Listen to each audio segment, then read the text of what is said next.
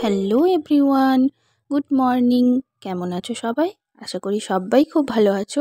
মন্দিরাস ব্লগসের আরেকটি নতুন ব্লগে সবাইকে স্বাগত জানাই। আজকে শুক্রবার। আজকে এখন সকালবেলায় ঘুম থেকে উঠে গেছি। তারপরে আজকে এই জানালাটা খুলে নিচ্ছি, রান্নাঘরে এসেছি তো সেই জন্য জানালাটা আগে খুলে নিলাম। আর আজকে জানো তো তিথির জন্য টিফিন বানাইনি। কেন বানাইনি সেটা তোমাদের বলছি। তার আগে বলি, এই যে চা আজকে করে এনে দিয়েছি, মানে চা না, কফি করে এনে দিয়েছি। তো অনেক দিন থেকে প্রত্যেক দিনই ও দুধ আর বিস্কুট খায়। তো আজকে কালকে রাত্রে আমাকে বলেছে যে মাম্মা আমাকে একটু চা করে দেবে? তো আমি বললাম যে ঠিক আছে, চা করে দেবো। চা খুব একটা আমরা খাই না যেন, মানে আমরা বলতে মানে মেয়েকে দিই না কখনোই চা অত। মানে ছোটোর থেকেই, যখন থেকেই মানে অভ্যেস হয়েছে ওর সকালে কিছু খাওয়ার, তখন থেকেই ওকে চাটা দিই না। কারণ আমরা যখন ছোটো ছিলাম তখন আমার মাও আমাদেরকে দিত না চা, জানো। মানে যখন আমরা আমাদের গ্রামে বাড়ি হলেও আমরা যখন ছোটোবেলাতে সকালবেলাতে কিছু খেতাম তখন কখনোই চা বিস্কুট খাইনি। হলে দুধ বিস্কুট খেয়েছি, নয়তো হরলিক্স বিস্কুট খেয়েছি, মানে এইসব খেয়েছি। মা কখনোই আমাদেরকে চা করে দিত না। তো আমাদের সেই জন্য চায়ের নেশাটা নেই আমাদের।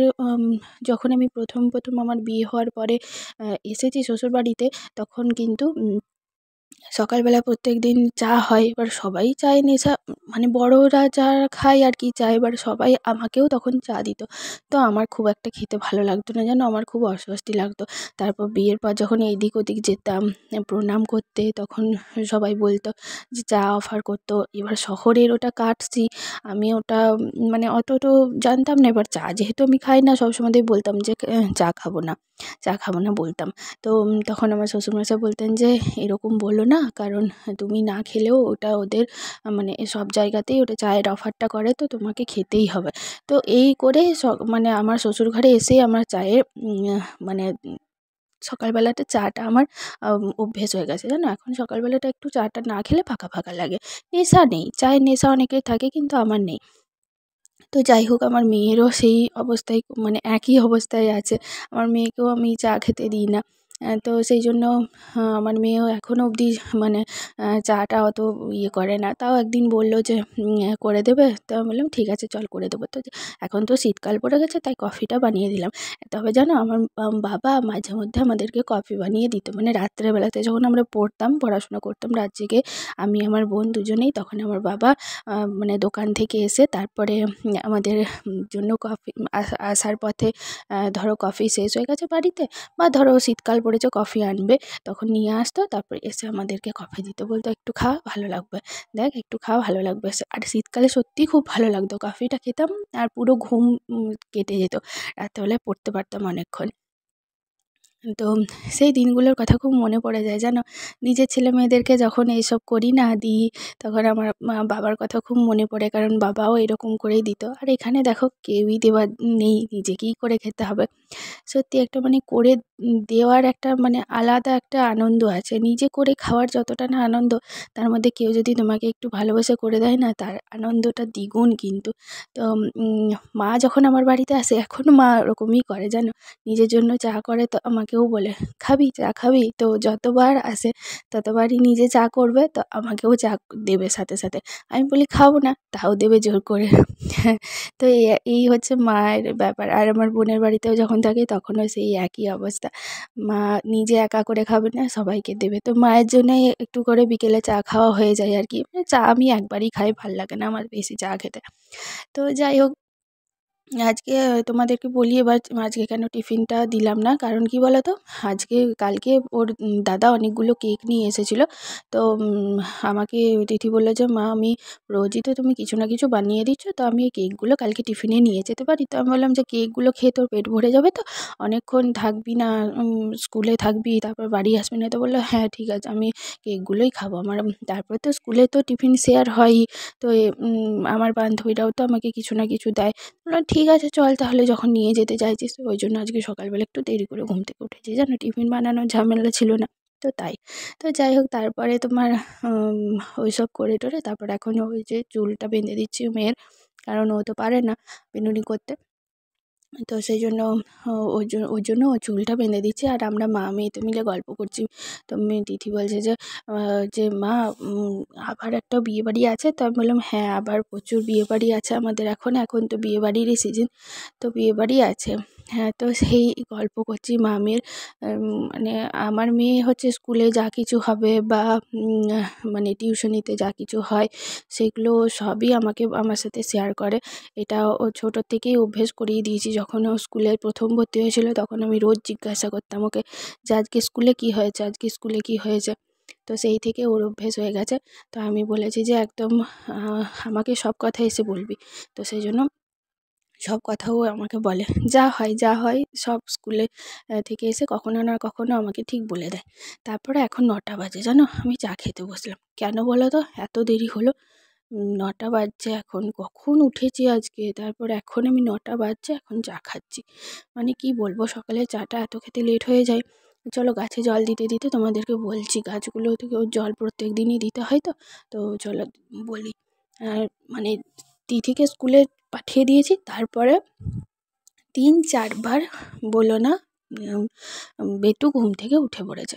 মানে এত মানে আজকে কি বলবো, একটু করে ঘুম পাড়াচ্ছি, নিচে এলাম চা করব বলে, ঠিক আবার উঠে নিচে নেমে গেছে।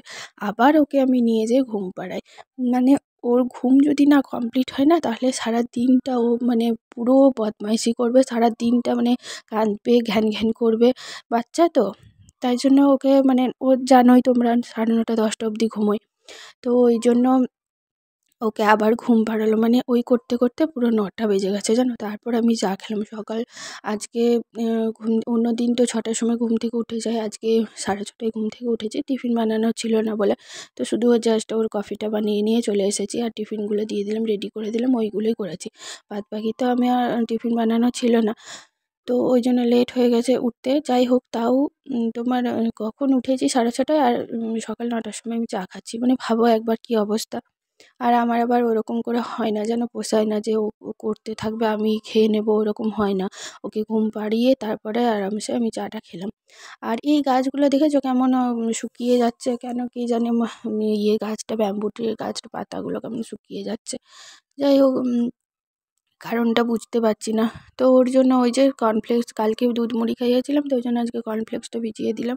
ও ঘুমোচ্ছে এখন, মোটামুটি 9:30 বাজে, এবার তো উঠেই যাবে। চলো, এই দেখো আমার বেটু ঘুম থেকে উঠে গেছে, আর উঠেই খেলা শুরু করে দিয়েছে। কি করছে বেটু ওটা? ডান্স করছে, নাচ করছে।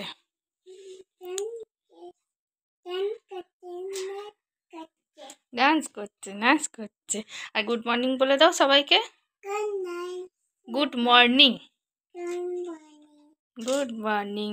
আর এই দেখো, এটা একটা কালকে ওর বের করে দিয়েছি গাড়ি, দেখেছো?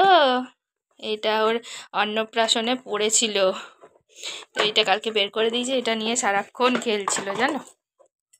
গিয়ে রাত্রেবেলা রাত্রে আবার বিছানাতে শুতে নিয়ে যাচ্ছিলো, আমি বলেছি এখানে থাক, এখন ঘুমো, তারপর তুমি ঘুম থেকে উঠে নেবে। তাই সকালবেলায় উঠে আবার ওইটাকে দেখতে পেয়েছে, ওটা চকলেটের সাথে পেয়েছে, তো ওইটা নিয়ে এখন সকাল থেকে শুরু হয়েছে। চলো এবার যাই, ওকে ব্রাশ করাই, তারপর খাবার খাওয়াই। কর্নফ্লেক্সটা তো আগেই ভিজিয়ে রেখেছি আজকে, কালকে দুধ মুড়ি খাইয়েছিলাম, তাই আজকে কর্নফ্লেক্স খাওয়াচ্ছি।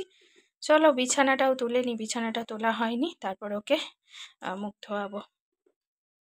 ওকে খাওয়ানো দাওয়ানো কমপ্লিট করে নিয়েছি, সব কিছু ওর কমপ্লিট করার পরে ওর জামা কাপড়গুলো ছিল সেগুলোকে এবার একটু কাচাকাচি করলাম। বেশি আজকে জামা কাপড় এখন আর হচ্ছে না খুব একটা, তো যাই হোক যেটুকু ছিল 2-4টে সেগুলো কেচে টেচে তারপরে ছাদে এলাম মেলতে। না মেলে দিলে তো খুবই প্রবলেম। আর আজকে কি রোদ দিয়েছে গো, মানে রোদটাই মনে হচ্ছে দাঁড়ানো যাচ্ছে না যেন, গ্রীষ্মকালের মতো রোদ দিয়েছে। আর তেমনি হাওয়াও দিচ্ছে, মানে সেই কি বলবো, মেঠো হাওয়া যাকে বলে, একদম ঠান্ডা ঠান্ডা হাওয়াটা দিচ্ছে। আর রোদটা কি দিয়েছে, ছাদে এসে মনে হচ্ছে যে সানগ্লাসটা পরে আসলে ভালো হতো, এত রোদ দিয়েছে, মানে গাগুলো একদম পিটপিট পিটপিট করছে। তো যাই হোক, কী আর করা যাবে, দিয়ে সব দিয়ে এসে তারপরে আমি এই ব্যালকনিতে তো প্রচুর রোদ আসে, ওই জন্য আজকে লেপটা বের করলাম, কারণ জানি যে এবার লেপটা না বের করলে মুশকিল আছে, কারণ এবার তো ঠান্ডা ঠান্ডাটা পড়ছে ভালোই, তাই জন্য লেপটা বের করে রোদে দিলাম। চলো আজকের মতো তাহলে এখানেই ব্লগটা শেষ করলাম। আমার ব্লগ যদি তোমাদের ভালো লেগে থাকে অবশ্যই লাইক করে দিও, শেয়ার করো, কমেন্ট করে জানিও আমার ব্লগ তোমাদের কেমন লাগলো। আর চলো ভালো লাগলে একটা লাইক করে দিও। টাটা।